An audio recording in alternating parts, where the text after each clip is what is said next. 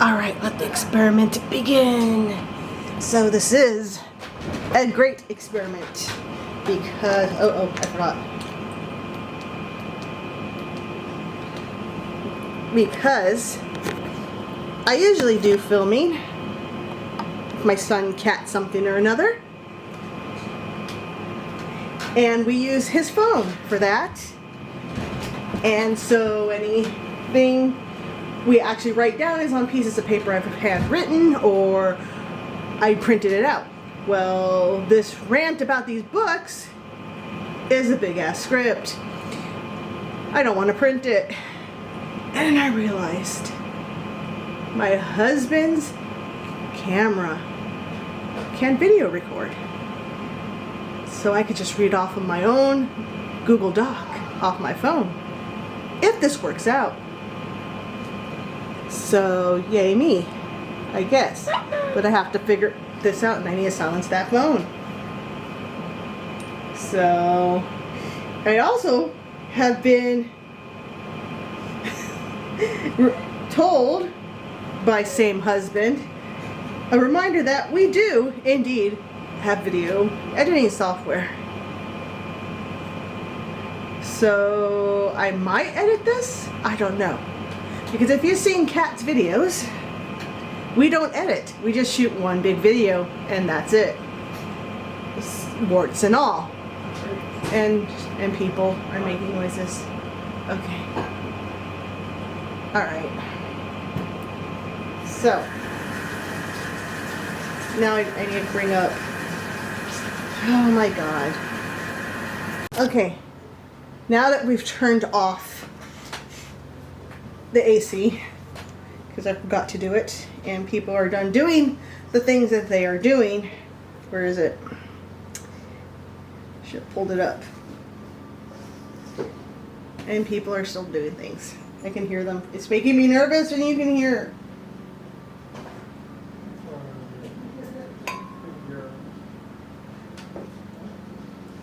All right.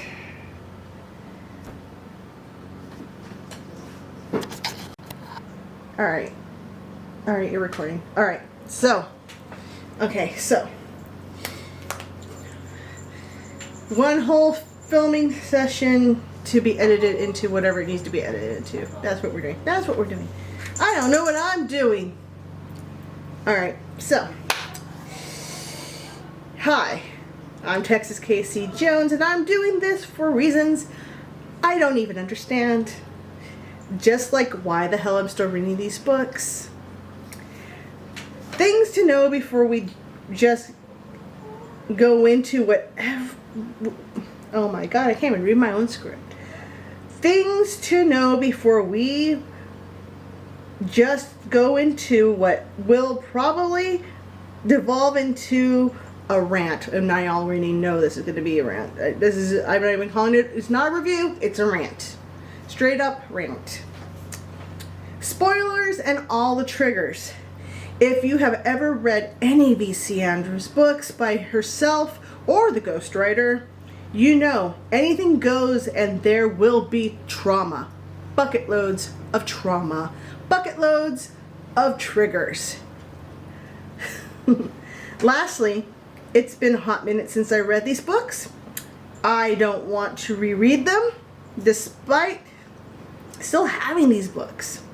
As you can see from the yellow tape, or it's a post-it, they're from the library, and nobody's clamoring to get them back, so I still have them, even though I finished reading them a while ago. So if I get something horribly misunderstood, remembered, please, this is at the beginning to end. And I am doing this, let's picture me doing air quotes. I'm doing this for fun. This is just me doing something to do something because I think it would be, again, air quotes, fun. So this is all just opinion-based ranting about a series of books. Moving on. You also need to know, background here, You also need to know that Cleo Virginia Andrews, who wrote under the name V.C. Andrews, died of breast cancer December 19th, 1986. She herself wrote Flowers in the Attic, Petals on the Wind, If There Be Thorns, Seeds of Yesterday, Heaven, Dark Angel, and My Sweet Idrina. Gardens of Shadows and Fallen Hearts were written using outlines and notes by Andrew Niederman, who was born in 1940, making him 84 or 85 as of April 2025. It's May the 4th. Be with you. Anyway, that I'm recording this. I wrote this a while back. Everything after the aforementioned have been written by Niederman. It appears to this date. I simply call him the ghostwriter because I always forget his name. So, getting to the meat of this thing. The Southerland Trilogy, Losing Spring, Chasing Endless Summer, and Dreaming of Autumn Skies, by name. First of all, it's a trilogy that shouldn't be a trilogy. The story as a whole could have easily been written as one book, especially since the ghostwriter chose to fast forward hard at the end of the third book, speed run through high school and her quote-unquote love story. At the beginning, Caroline Breyer story, she starts in the 8th grade. And we are told that she is highly intelligent for her age. Though I understand that book intelligence is different than knowledge of the world intelligence, she is written as the most naive child of the 21st century, who isn't homeschooled in a highly religious environment, because I have met these people before. And the only people I have found to be this naive are people who come from highly religious backgrounds who have been homeschooled. So, again, my personal experience and my opinion. Let's see, where, oh great, I lost my place. Good job. Okay, so, nitpick. She says that she did a book report on The Secret Garden, one of her favorite books, and received a stellar grade. This is her 8th grade book report. Just to be more clear. I know I went to school in the 80s and 90s, but if I had done a book report on The Secret Garden in the 8th grade, I would have been berated for choosing a baby book. Quotes, baby book. And told to choose something else.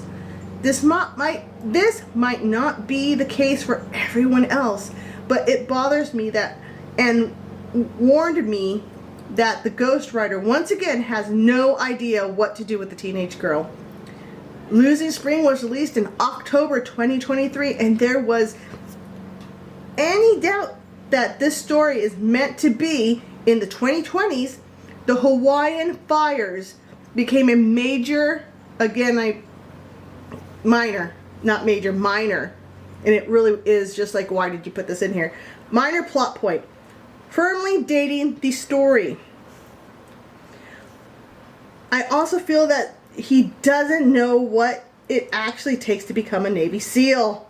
The way it's written, it feels like it took something like 6 months beginning to end.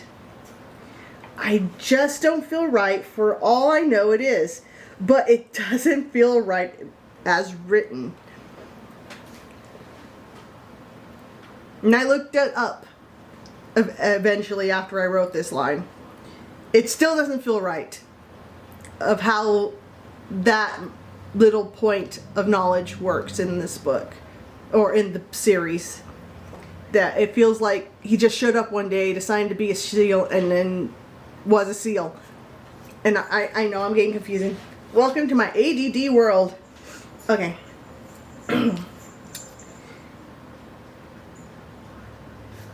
Okay. In short, Losing Spring is the world's most naive teenager dealing with her control freak grandfather, stick up his ass father and mother, who was all too, and her mother, who was all too willing to throw her whole life away for a woman she met 3 weeks ago. Kid you not, from when they first meet to Caroline's father catching them in bed, obvious trap is obvious, was 3 weeks. I would like to add, 13-year-old me could have figured out what was going on between her mother and the new best friend. They were not being subtle. Not in your face, but not subtle at all.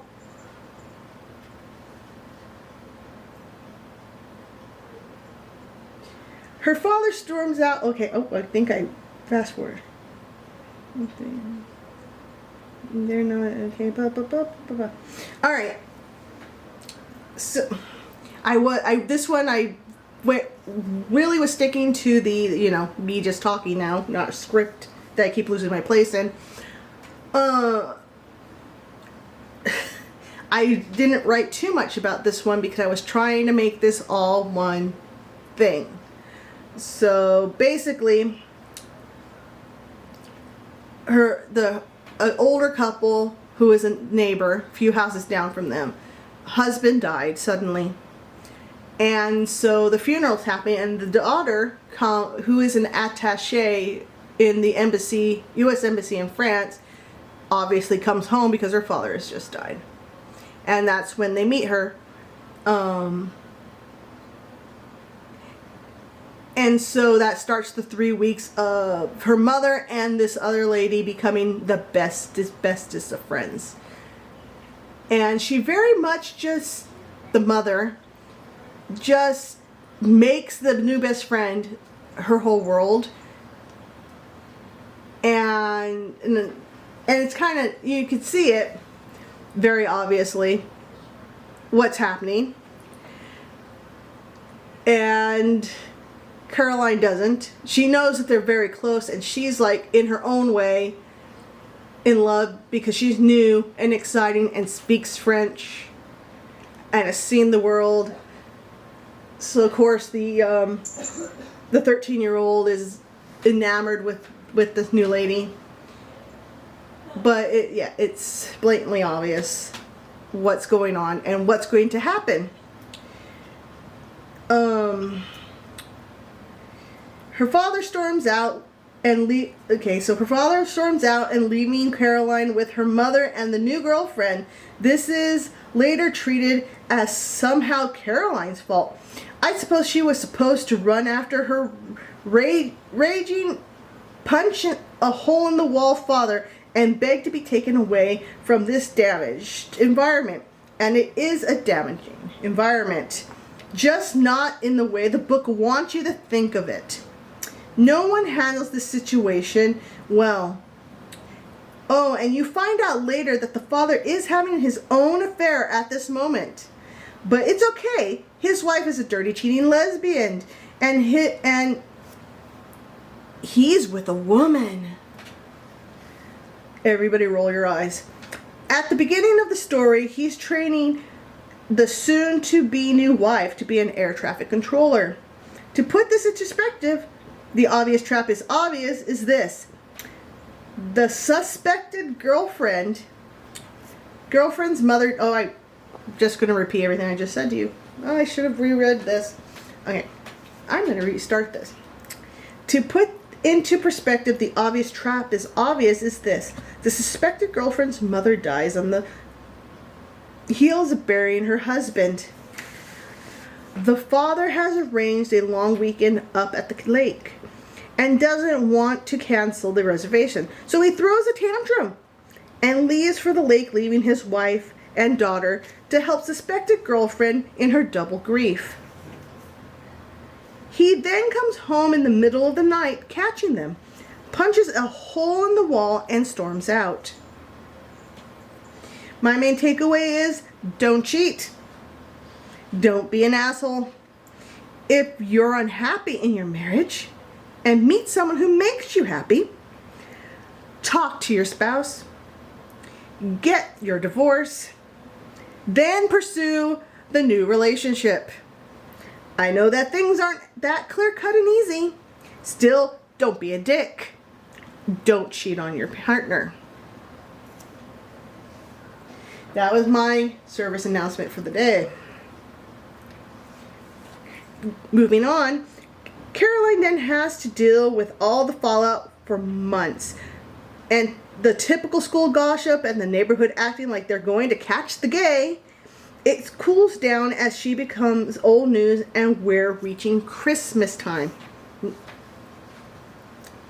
So, she's sitting in class and is summoned to the principal's office. Her grandfather's housekeeper, the worst woman ever. Trust me, the worst woman ever. And she coldly informs her that her mother and her girlfriend were in a crash with, and then it's described, because we all know how we have to gruesomely describe accidents, but a big rig, wait, okay. So jackknife big rig and her mother was killed. Her father, newly married and moved to Hawaii, is out of the picture. Not even a phone call. And girlfriend is bad. She's an invalid, could barely talk, barely move. I don't think I put that in here. But that's it for her. She's no longer part of the story. Well, she is, but not worth mentioning part of the story. She is taken to her grandfather's mansion and locked in a room where this quack begins. I kid you not. I kid you not. Electroshock conversion therapy. Let's say that again. Electroshock conversion therapy. You know, to ensure she doesn't catch the gay. Oh, and an added bonus, her older male cousin molests her.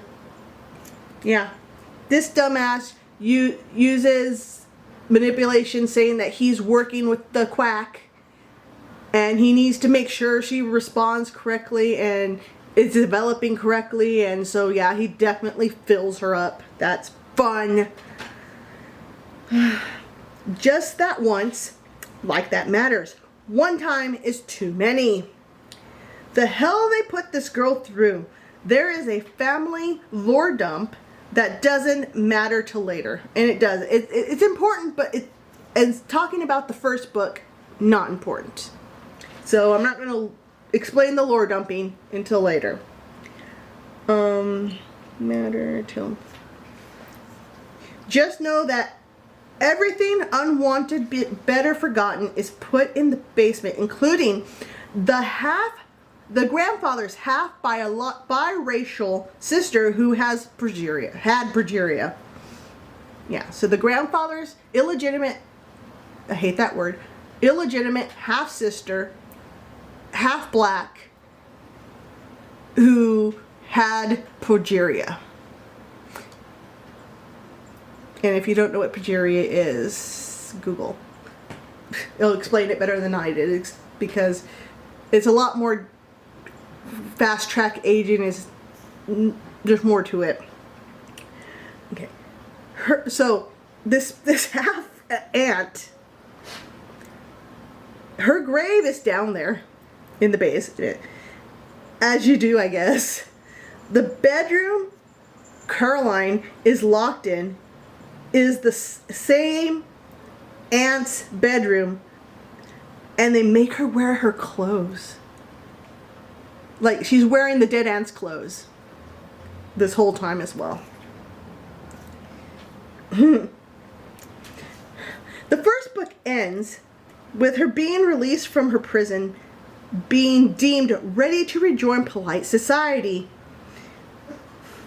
by the quack. For some reason, I got and read the next book.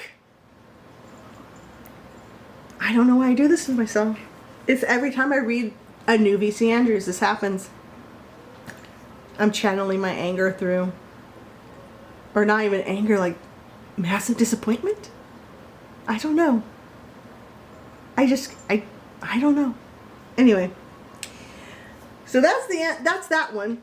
And really, unless you want to hear every detail of the therapy, which it's electroshock conversion therapy, I'm pretty sure anybody can fill in the blanks of the most horribleness that is. But that's the first book that just left by her father because of the things her mother did, and everybody treating her like, oh my god. So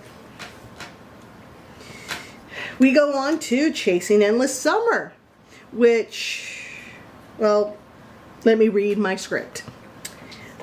I believe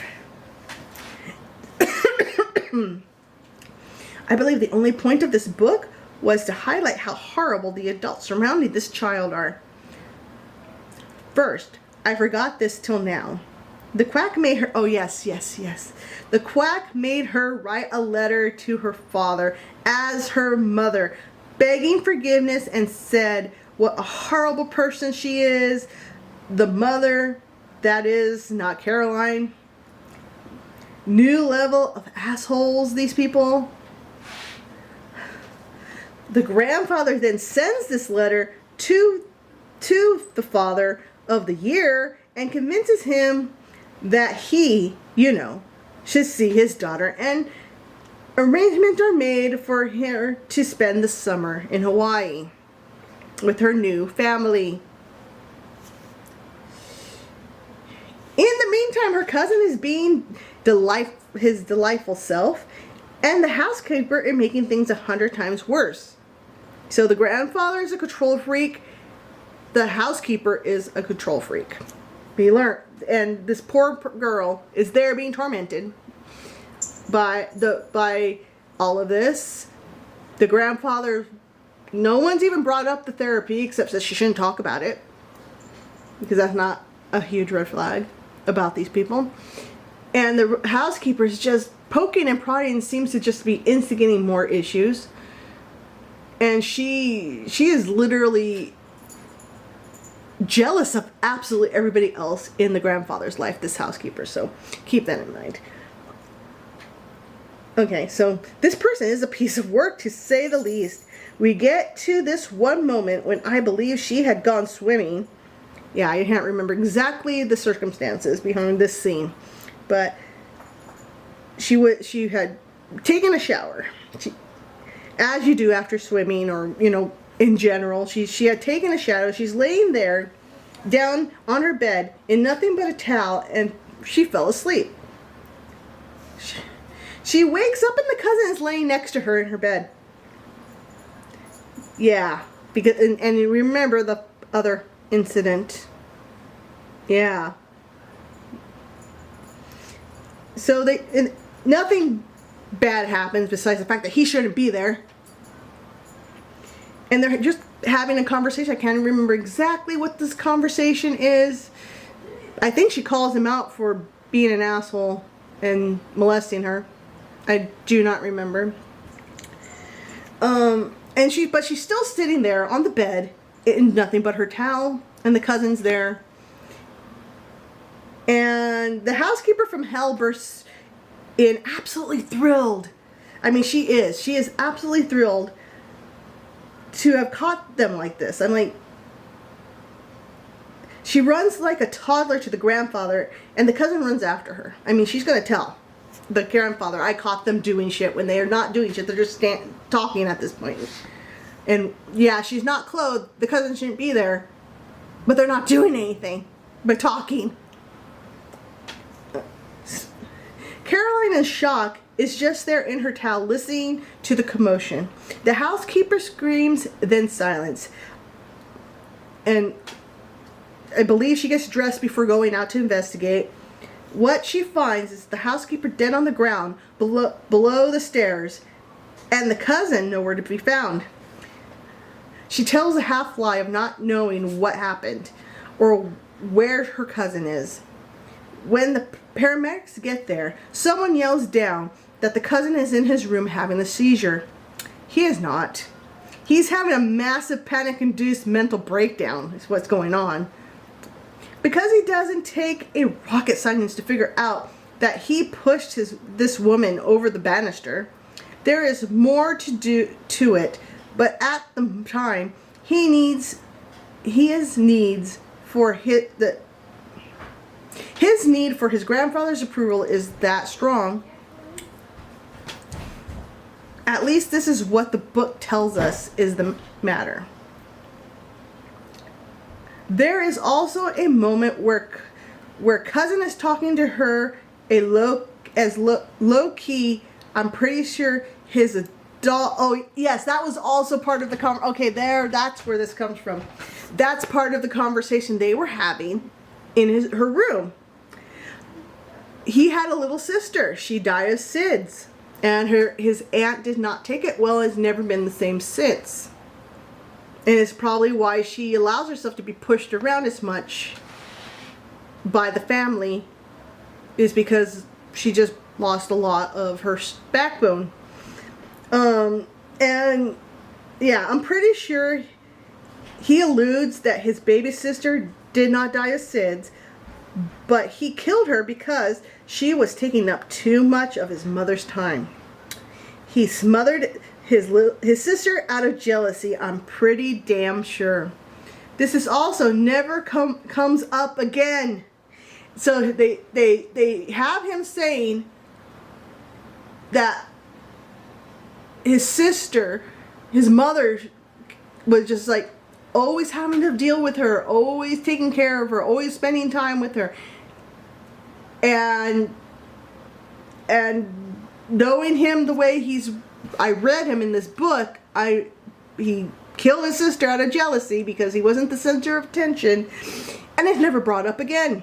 Nobody ever brings it up again.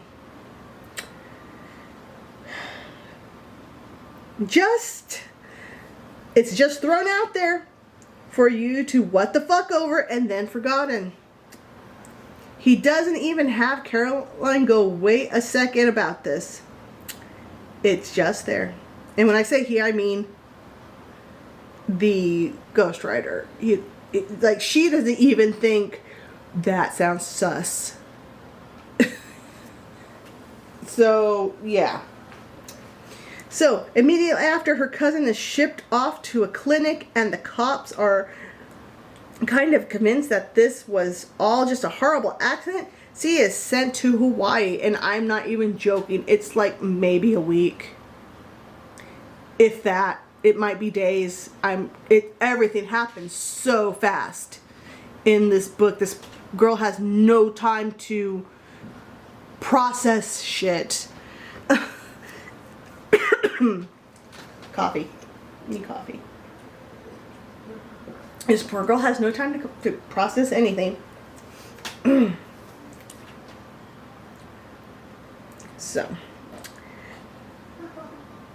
So immediately after, cousin is shipped off to a clinic, and the cops are convinced that this is just a horrible accident. She is sent to Hawaii. The main event of the rest of the book takes place in just short of 24 hours.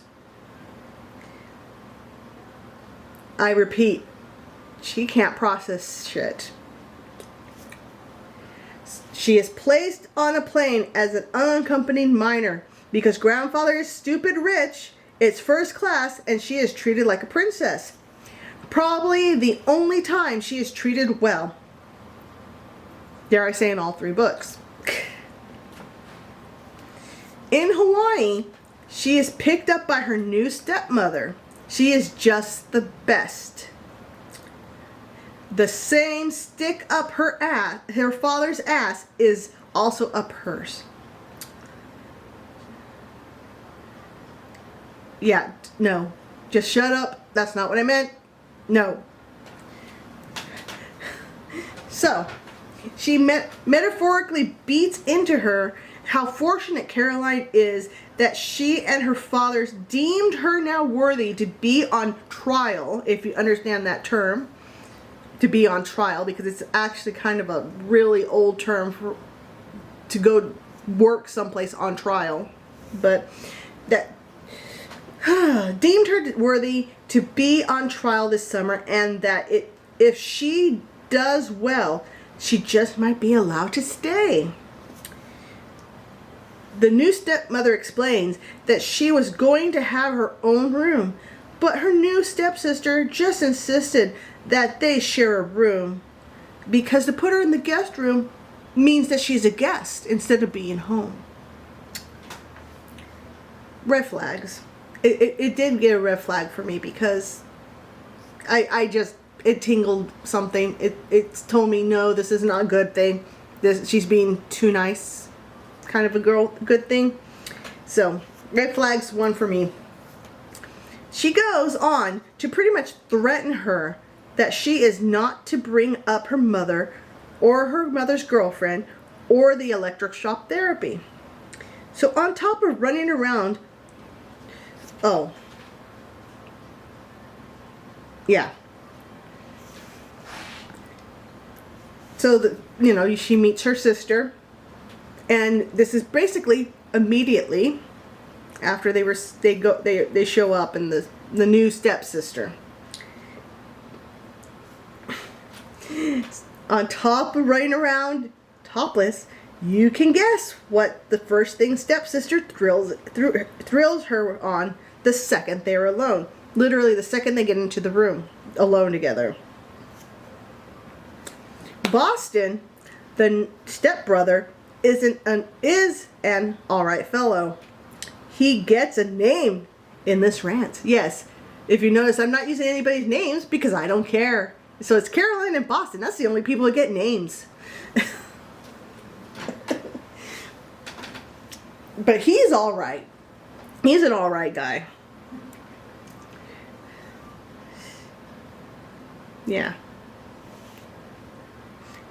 So Boston is alright. Thinks too highly of his new father, but that could just be my own hate just be my own hate of him talking. He is in college and planning to join the Navy to become a SEAL. Boston is a good boy. He even teaches her to dive in their swimming pool, and I don't know when it stopped. And I don't want to look at when it stopped. So I don't know where we are. So I'm going to go back up, because I can't, the way I'm sitting, I can't see the screen. So, let me see, where were we? I don't know where it stopped. I do not know where it stopped. I need to look up more often, obviously. Oh my gosh, no, I don't know what to do. Let me see here. Well, she's in Hawaii. Okay. So I'm going to start with... Now the new stepmother explains that she was going to have her own room, but her new stepsister just insisted that they share a room, because to put her in the guest room would to imply that she's a guest instead of a member of the family that's going to stay here from now on. But yeah, red flag goes one for me. She goes on to pretty much threaten her that she is not to bring up her mother's girlfriend, or the electric shock therapy. So on. Okay, so the first thing that happens is the stepsister drills her about the mother and the girlfriend, and that also does a lot of running around topless. But yeah, put them in the same room with no privacy, no time to process shit. This is all the same day. All this is happening all the same day. So we have Boston, the stepbrother. He's an alright fellow. He gets named in this rant. Boston is alright. Thinks too highly of the father, but that could just be my own hating of him talking. He's in college and planning to join the Navy to be a SEAL. Boston's a good boy. He even teaches her to dive in their pool and warns her against the people his sister hangs around. smarter than the actual parents in this one. Yeah. Speaking of adults, they let themselves be convinced that letting Caroline go to a late night party with stepsister night 2 was a good idea. Like I said, this all goes down in less than 24 hours. She's still jet lagged. She hasn't, except for when after they go to bed. She has no rest. This is all just happening the next day. Like, she gets there, she talks to the sister in the room. They have dinner, she goes to bed. And then topless sister and being in the pool and dinner. And now, yeah, just like all boom, boom, boom. We can't take a break. We can't take a break. Fast forward, fast forward. Yeah. I don't know why you would, yeah. Okay, anyway. Oh my God. So, Boston drops them off at the beach party. Immediately, stepsister gives her juice and vodka. Just straight up a solo cup of juice with vodka in it. And she drinks it. I don't know why. I don't know why. She's like, what, 15 at this point? 14, 15, so... that is a stupid on her part, but she's 14, 15. And trying so hard to be normal. Air quotes, normal. And I have to point out, there is... Oh, yes. Oh, my God, this poor baby. This poor little baby. There's this one girl. This poor thing is called stupid and fat, and there is no way the poor thing doesn't hear stepsister saying all this to Caroline. I think they even called her useless at one point. They keep her around because she provides refreshments for their parties, and then they complain about what and how much, as in too much, she brings. I hope after this event, she told them all to fuck off and found better people to be around, because they are not her friends. She's there to be used, and I don't know, I guess she's desperate to have friends and be accepted by the quote cool kids. Yeah. So Caroline is drinking this shit, and her stepsister is adding more vodka, and she's still drinking it, and the sister's just pouring more vodka into the juice. I don't know why Caroline kept drinking it. So a problem, already a problem. Oh, but it gets worse. Of course it gets worse. Stepsister talks her into going swimming. Or stepsister's boyfriend, I don't remember and I don't care, who convinced her to go out into the water. This is nighttime. So she's in the Pacific Ocean in the dark. No adults. Not even a baby one like Boston. Just a bunch of teenagers doing stupid teenager things. She starts feeling off, gets pulled under, and almost drowns. She wakes up in the hospital. Father of the century lays into her about how she should have known better. That's right, according to this ass, she should have known that stepsister was going to spike her drink with ecstasy. And pretty much, in my opinion, purposely try to kill her. The second she's out of the hospital, this piece of shit throws her on a plane. I think she's there maybe 2 days for observation. But this piece of shit throws her on a plane to protect her new family. I mean, they go on like turn of the century, the 20th century reputation bullshit. We've worked so hard to clean the state. Everybody's gonna talk about us. It's like, dude, I very much doubt anybody fucking cares. Except for the fact that your new stepdaughter probably tried to off her stepsister. The cops might have something to say about that, but the cops are never involved, so who knows? So to protect his new family, he sends her back to the grandfather. That's the end of book 2. She's put on a plane and sent home. Yay. Yay. Yay. It's, again, this second part is why, I guess, backstory to meet Boston. Because you see Boston again, but you don't see stepsister and you don't see dad. Well, I think you do see dad eventually. Why are you in here? I asked you not to come in here. You're going to move the camera and everything. Please go.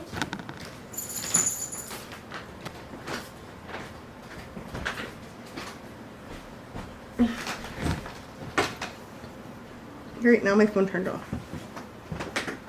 Did the light die? Yeah. Did it die? I didn't even notice. I don't know how much I missed of the... oh, no, it didn't die yet. How much I missed of the thing, because there's so much... it turns off, stops recording. It didn't tell me it beep or anything. So I don't know how much I missed of no, my... it shouldn't have stopped recording. It stopped recording. I should just leave all this in here. What?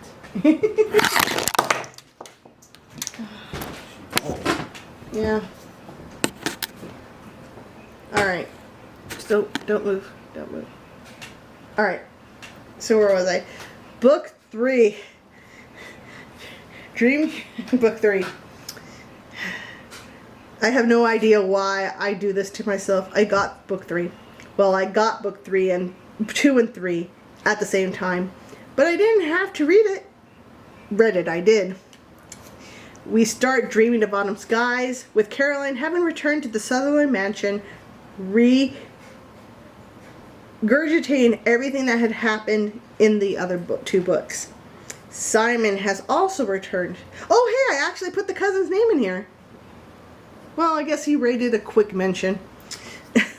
So Simon the cousin has also returned. His doctors, more concerned with the rich old man's wants than what is best for his patient. He is not okay. And Ghost Rider is trying to do this multiple personality thing with him, and it makes me just roll my eyes. There is a new housekeeper from England. She was in charge of one of the grandfather's estates in England. She's a widow. And so he decided, with the other lady gone, it was to just bring this lady in. So there is a new housekeeper from England, and even Caroline thinks she's full of shit from the start. This bitch, for reasons never explained, is making things worse with the cousin whenever she can. All the adults know that going into the basement and digging up old family secrets is making the cousin worse. He takes Carolina down there and tells her he found letters from the old housekeeper, their grandfather, and she, the old housekeeper, ran the house, overruling the grandmother, and was so attached to the grandfather and territorially jealous of the cousin is because she and the grandfather had an affair, and the uncle, grandfather's only son, is the child of the housekeeper and grandfather. Oh, and I would like to add, she's down there in the basement with the cousin because the grandfather made it her job to try to help the cousin. Like, to find out what's going on in his head and report back to the grandfather and take care of him and make him better.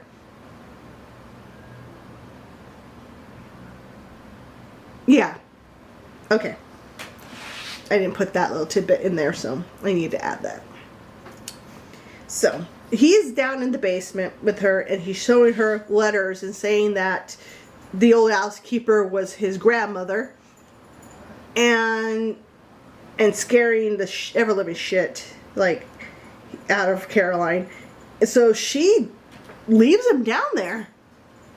Just GTFOs, because she's freaking out. And I'm not exactly sure of where things fit in the timeline, but he tries to commit suicide and is returned to the clinic. So, okay, and she does get a little berated about, why didn't you do your fucking job, you child, and by the grandfather. And his poor mother is hanging on her last thread of sanity and concentrates on Caroline for a while, taking her shopping and getting her ready for her new fancy school. This school ends up being made more of than it turns out to be. And the ghostwriter talks this place up so much, and it goes nowhere. It's also at this time that he felt the need to pull the Hawaiian fires into this, and stepsister goes missing for a while, and I guess gets burned really bad. All this is hanging out in the background of the main story. Cousin, against his mother's wishes, is returned to the mansion also. So, you know, aunt takes Caroline to visit the school, and cousin was supposed to go with them but didn't, and shenanigans happened with that I'm not 100% sure happened.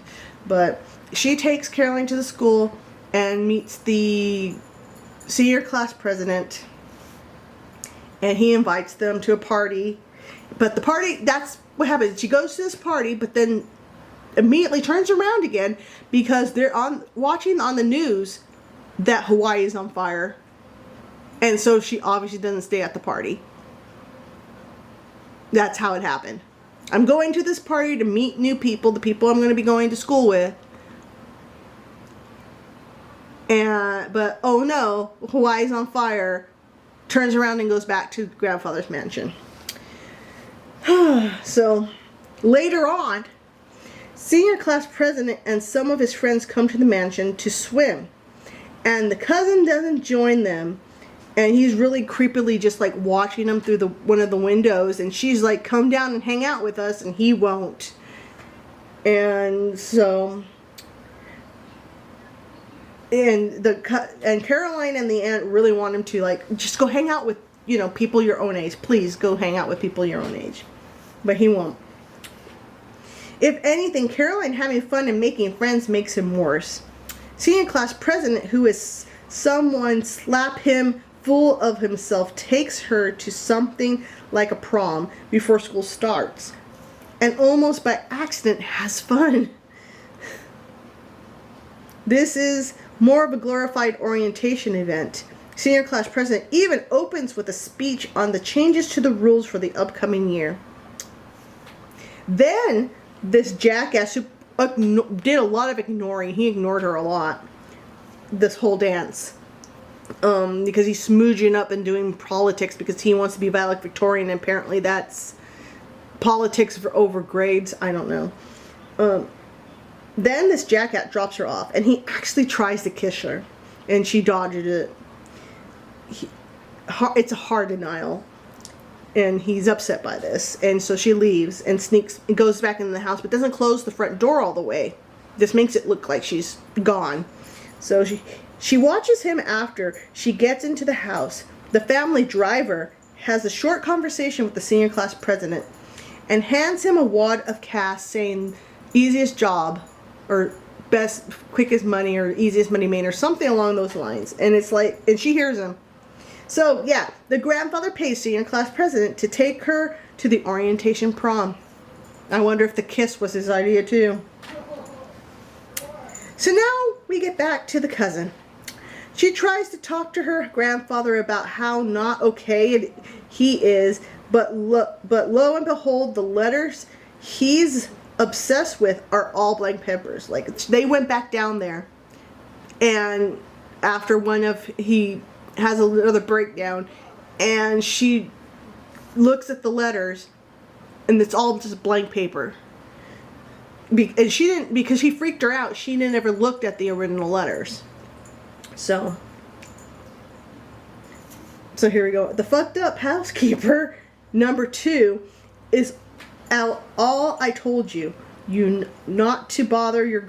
Yeah, I wrote it weird, so let me just fix this. She basically has been telling her, I'm your only friend, I'm the only person you can trust, and all that nonsense. And she wanted to go to the grandfather about, he thinks you're not, his father is not his grandmother's, that she thinks that the old housekeeper is his grandmother. And the housekeeper number 2 is like, you don't want to bother your grandfather with this. It's not going to do any good. And you know the whole old saying to shoot the messenger, and yeah. So fuck you, bitch. And the broom he flew on.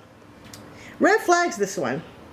She even pushes back when Caroline asks her grandfather if she could update the furniture in her and once her mother's, because once they moved her out of the prison room, they moved her to her mother's old bedroom. And it's the furnishing and the wall decor, it's all unisex business, and it looks exactly like the same as her uncle's old bedroom, like literally like they're the same bedroom. and can I get some color in there? Can it be more feminine? And so can't go too far, might scare grandpa. We can't make it too girly and too individualized. He even makes a point to point out to Caroline that he keeps a running tally of what someone costs him and subtracts it from their future inheritance. Yeah. Makes me wonder if it's going to be an Anne Boleyn thing, and Caroline has to pay off her mother's debt to her grandfather. And to clarify that, Elizabeth I was, when she was, 4 years old, and Anne Boleyn was executed, had to pay back the debt of her mother being imprisoned in the Tower. So that came out of her allowance, I guess, is the best way to put it. She had to pay that. So that's what it feels like. New furniture comes in, and Boston comes to visit, which was nice. And while she and Boston are talking, they're outside walking around, or they went to the pool, I can't remember which, but they're outside the house and talking. This is when the cousin has a final mental breakdown of the book and goes into the basement and sets fire to some papers and things. Multiple fires, in fact, all around the basement. There's several fires in there. Boston runs down there and saves him. This is another suicide attempt, as he just laid down and was just waiting for the smoke and flames to take him. He is taken to the hospital and after to the clinic under the care of a hopefully more competent doctor. Now this is the end of the cousin story. This is when Ghost Rider hits fast forward. So this is maybe 2 chapters worth of writing. Now, yeah. So Caroline is doing well in school, making better friends than senior class president, and is even asked to run for sophomore class president for the next year. She declines because she just has too much shit on her plate, to say the least. Housekeeper is creeping on her the whole time. This particular day, she comes home from school, takes a shower, then can't find her phone.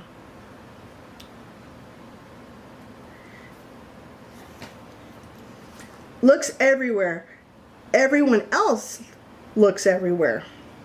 She knows this thing made it home and into her room. Her grandfather is actually super chill for once and simply says if it's not found by the morning, he'll have his guy cancel that one and buy her a new one.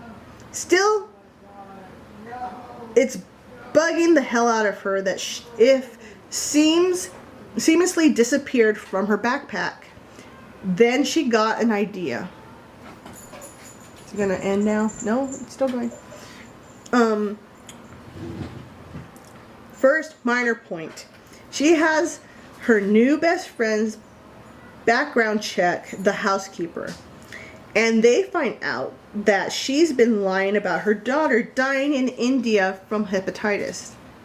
She said that her daughter fell in love with a man from India and that her father disowned her for it and that she had went to India to live with her and died of hepatitis in India. That didn't happen. She did try to bond with Caroline over the loss of a loved one with this. She checked with the other servants. Creepy housekeeper is out for the afternoon. So Caroline sneaks into her room. Thanks to the luck of her friend calling just at that time, she finds her phone in the housekeeper's closet in the pocket of her raincoat. She also finds a black shawl just thrown on the floor, so she checks it out. Wrapped in the shawl is a bundle of letters. She reads one. It's the letters her cousin is raving about. Sure enough, the old housekeeper is her uncle's birth mother. Cousin did kill his grandmother, so she used that brain of hers and hid a few letters. She then goes to her grandfather and has a come to Jeebus moment. She gets him to sack creepy housekeeper. Wait, I lost my place. Creepy housekeeper and some other things to hopefully help the cousin's mental health state. Her parting shot to the housekeeper is to tell her to call her daughter, letting her know that she knows she's always been full of shit. Then she finishes school and starts working for her grandfather as an intern and going to business school. Just before high school graduation, Boston proposes to her and she says yes. This is all in the last chapter. The talk with her grandfather, the rest of school, the B class president, internships during the summer with her grandfather, getting ready to go to business school after graduation, the proposal, that's all in the very last chapter. In the epilogue, they dig grandfather's half-sister up from the basement and give her a proper burial in the family plot. In the end, I can take these books back to the library and never, they're going back and I'm never going to think of them again. Oh, that's the other thing too that I didn't mention. The grandfather had a mock funeral for the mother. I wish I would have brought that up when I was talking about the first book, but in the first book, they had a mock funeral for the mother because the grandmother insisted. They buried an empty casket. Her mother was actually cremated and kept in a secret room in his office until new housekeeper decided to put the urn on the bed in the prison bedroom. And I kid you not, part of the Come to Jeebus talk with the mother with the grandfather, was that he finally had complete control of the mother. that he never had enough control over her, and now he has complete control over her. That's why he kept her ashes right nearby. But his psyche, he's like, it didn't work. I still cannot control her. And it's like, dude, oh my God. Oh my God. So, yeah, that's the books. That was my bad attempt at explaining the books.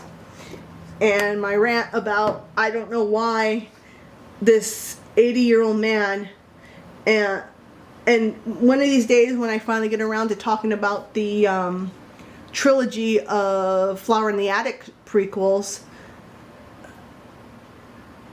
it's like an 80-year-old man wrote some stuff that is, I guess because I know it's from an 80-year-old man, it's really gross and disturbing. But I heard, I've read probably in one of the other reviews for the newer books that he's written, that there might be some AI involved in the writing of these books now. I don't know. I can't state sources because I don't know. But but yeah, this is it. This is what it is. These books, I guess if you're a masochist, read them. If you're an absolute junkie for V.C. Andrew, read them. Otherwise, don't. Very much don't. You're going to be just, they're not good. It'd be one thing if, yeah, that's some bad stuff going on there, but at least they're good, but they're not even good. It's a money grab for the family, I suppose.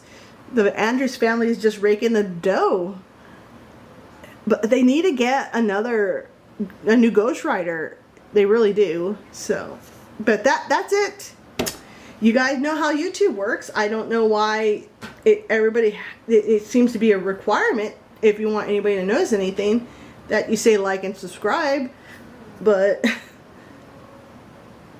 yeah, this is my attempt. I don't know what I'm doing with this channel. I'm just doing things that strike me as something to make a video about. I usually do them with Kat. There it goes. It stopped recording again. Okay, anyway, as I was saying, so I hope I didn't make a big of a mess of this. So, and you enjoyed my ravings, and I can make something remotely enjoyable over a whim. And hopefully I'll continue. If not, I don't. Because this was nerve-wracking and difficult. And I'm going to attempt to edit, but it's probably not going to be very good either. You know, it's not a proper review. It's just me going on about badly written books from a very old man who probably shouldn't write with teenage girls anymore. And that's it. So thank you for making it this far if you're still here. This is the end of the video.